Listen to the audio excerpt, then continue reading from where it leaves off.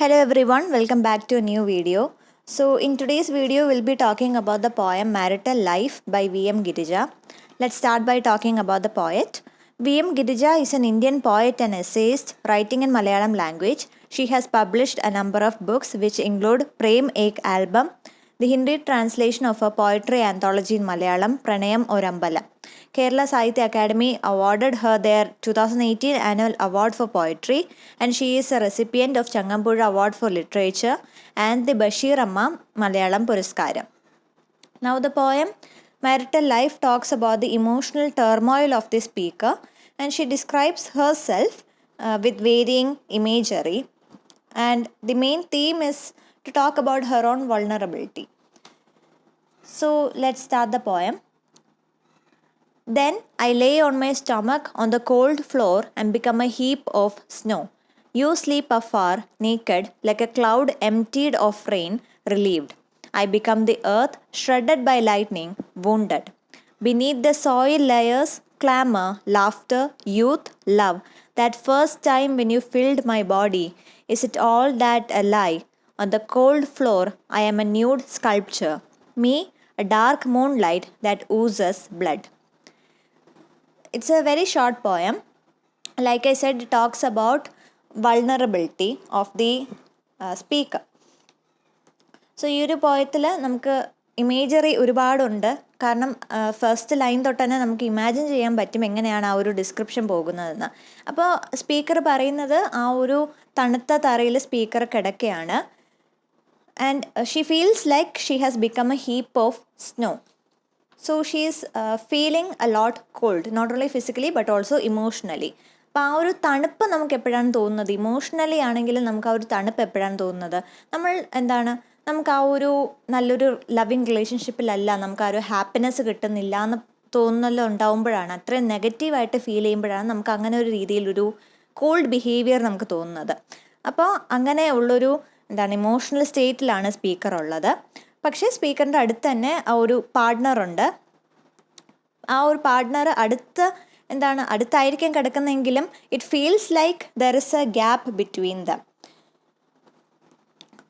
അതാണ് പറയുന്നത്. You sleep afar, naked like a cloud emptied of rain, relieved. So probably they had moment of love, a moment of physical intimacy, and now they are lying naked, but the speaker feels that her partner is far apart. There is a distance between them, both literally and metaphorically, and he is relieved. He is not at all bothered by her concerns. അപ്പോൾ ഈ speaker ഇത്രയും emotional ആണെന്നും അല്ലെങ്കിൽ depressed ആണെന്നും ഈ പാർട്ട്ണറിന് മനസ്സിലാകുന്നില്ല. ഒന്നെങ്കിൽ മനസ്സിലാകുന്നില്ല, അല്ലെങ്കിൽ ബോദർ ചെയ്യുന്നില്ല. സോ അവർ തമ്മിലുള്ള ഈ ഒരു സെപ്പറേഷൻ ഒരു പക്ഷേ ഫിസിക്കൽ സെപ്പറേഷൻ ആയിരിക്കും, അല്ലെങ്കിൽ ആ ഒരു രീതിയിൽ ഇമോഷണൽ ഡിസ്റ്റൻസിനെയും ആയിരിക്കാം സ്പീക്കർ ഉദ്ദേശിക്കുന്നത്. And then she feels that she is like the earth which is shredded by lightning and she is wounded. So ഒരു പക്ഷേ ആ ഒരു ഡിസ്റ്റൻസ് വരാൻ കാരണവും പല ഫാക്ടേഴ്സ് ആയിരിക്കാം. ഇവിടെ എക്സാക്ട്ലി എന്തുകൊണ്ടാണ് ആ ഒരു ഡിസ്റ്റൻസ് വന്നത് എന്ന് ഒന്നും തന്നെ പറയുന്നില്ല. പക്ഷെ നമുക്ക് അസ്യൂം ചെയ്യാൻ പറ്റും അവർ തമ്മിൽ ഒരു കാലത്ത് നല്ലൊരു ലവിങ് റിലേഷൻഷിപ്പിലായിരുന്നു. പക്ഷെ ഇപ്പോൾ അവിടെ കൂടുതലും ഒരു അൺഹാപ്പിനെസ്സും ഒരു സഫറിങ്ങും ആണ് കാണാൻ പറ്റുന്നത്. And that's what the next line say as well. Beneath the soil layers, clamor, laughter, youth, love. That first time when you filled my body is all that a lie.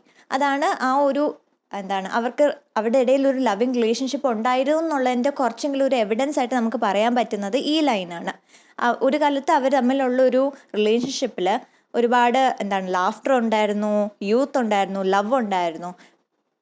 മാത്രമല്ല ആദ്യമായിട്ട് അവരെ ഇൻറ്റിമേറ്റ് ആയ ആ ഒരു മൂമെൻറ്റും ഇപ്പോൾ അതെല്ലാം തന്നെ ഒരു മെമ്മറി ആയിട്ട് അല്ലെങ്കിൽ ഒരു കള്ളമായിട്ടാണ് സ്പീക്കറിന് ഫീൽ ചെയ്യുന്നത്.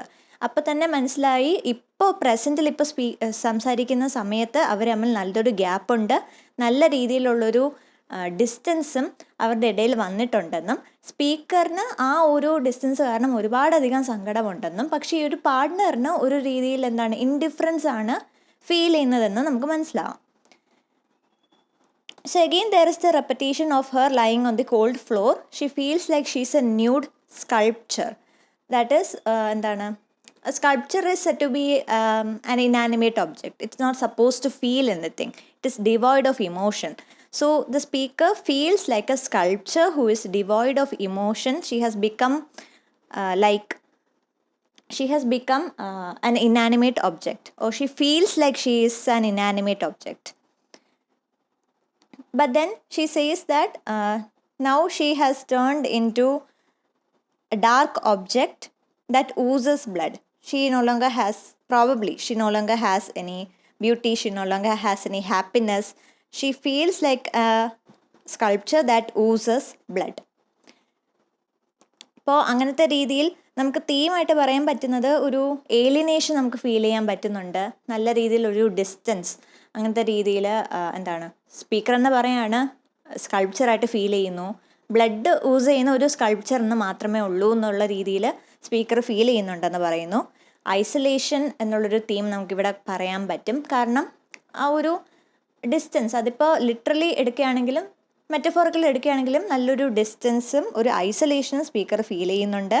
അതുപോലെ തന്നെ ഒരു ലോസ് ഓഫ് ഐഡൻറ്റിറ്റി അല്ലെങ്കിൽ ഒരു ഒബ്ജക്റ്റിഫിക്കേഷൻ, ഒരു എന്താണ്, ഇൻറ്റിമസിയുടെ സമയത്ത് പോലും വെറുതെ ആ ഒരു പ്ലഷറിന് വേണ്ടി സ്പീക്കറിനെ ഉപയോഗിക്കുന്ന രീതിയിൽ ഒരു എന്താണ് ഫീലിംഗ് തോന്നുന്നുണ്ട്. അതിലൂടെ ഒരു ഐഡൻറ്റിറ്റി ക്രൈസിസ് ആണ് സ്പീക്കർ ഫീൽ ചെയ്യുന്നതെന്ന് നമുക്ക് പറയാൻ പറ്റും. ഇമേജറി എടുത്ത് നോക്കുകയാണെങ്കിൽ ഒരുപാടധികം നേച്ചർ ഇമേജറി നമുക്ക് കാണാൻ പറ്റും. There are mentions of rain, earth, lightning and soil etcetera. So this is basically what the poem is about. It's a poem that talks about alienation, isolation, identity crisis, and here it is eco-feministic in nature. That is, there is a connection between the woman as the speaker and the nature imagery. So this is a brief analysis of the poem. I hope this was useful. If yes, do like the video. And if you have any other interpretation, you can share it in the comment section as well.